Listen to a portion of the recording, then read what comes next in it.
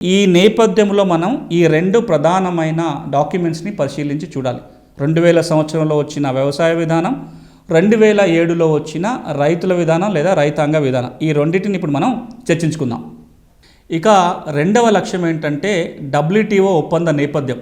చాలామందికి ఈ మాట వినుంటారు. WTO అని, డంకెల్ ఒప్పందం అని అప్పట్లో చాలా పాపులర్ కూడా అయింది. అంటే ప్రపంచ దేశాలన్నీ కలిసి వ్యవసాయ రంగంలో ఎలాంటి నియమ నిబంధనలు ఉన్నాయనేది ఒక ఒప్పందం చేసుకున్నారు. ఆ ఒప్పందం మేరకు భారతదేశంలో కూడా చట్టాలలో, విధానాల్లో మార్పులు రావాల్సి ఉంటుంది. కాబట్టి ఈ రెండు ప్రధానమైన కారణాలతోటి ఆర్థిక సంస్కరణల ఫలాలు వ్యవసాయ రంగంలో కూడా చేరాలి, రైతుకు దక్కాలి.